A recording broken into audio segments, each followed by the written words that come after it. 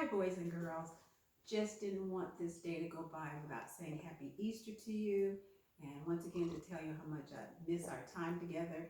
So I happen to have a purple table here because you know that's my favorite color. And normally, if we were together, I'd have all our lesson stuff on the table. So unfortunately, because of the situation that we're in right now, everything happens to be at the church. But that's okay because you know Miss D always has some toys.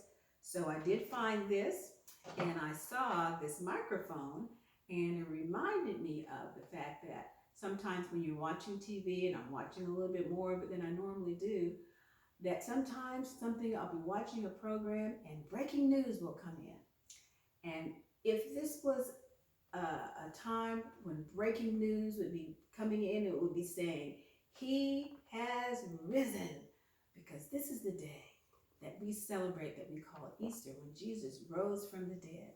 That is breaking news, especially when the ladies went, we already know that Jesus was crucified on Good Friday, and then on that Sunday following, the ladies went, they were going to prepare his body, and they had all of their spices ready.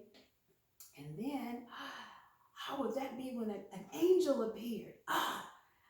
Can you imagine? That would be breaking news. But the angel told them, don't be afraid. He's not there. And can you imagine the surprise that he was not there, because Jesus had told them that he was going to rise again. And so that would be breaking news. And so that should be still very exciting. It's breaking news for us all the time.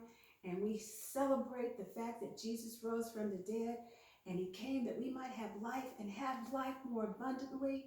And so that's exciting. And so we always want to celebrate that.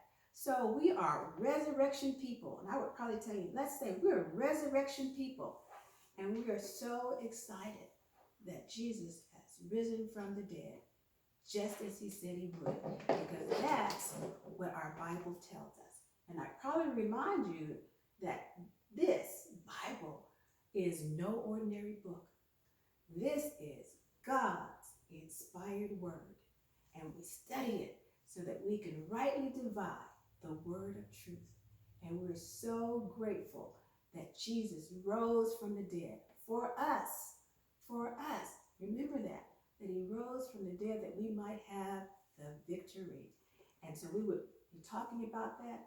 And even though we're not together, just think about sometimes when the internet is not working at church. And so I would say, well, we have to do it the old way. Like when Miss D was little, we didn't have the internet and we didn't have all these fancy electronic things. And we still have a great time because we always have God's inspired word. And so I want you to celebrate this day and not let it be a day because we're not together. Because remember, we are always together, heart to heart. No matter how far away we are, we gather together, heart to heart. Because Jesus said, his word is still true even when we are separated. We know that we're together, heart by heart. And I believe when he says that when 2 or 3 are gathered together in his name, that he would be in our midst. And so I know because we're gathering together, heart to heart, that he is with us. And so we can celebrate and not let anything get in the way of the breaking news that he has risen, just as he said he would. So I love you, and let's just end like one of our favorite songs. What a mighty God we serve. What a mighty God we serve. Angels bow before him, heaven and earth adore him. What a mighty God we serve. Love you.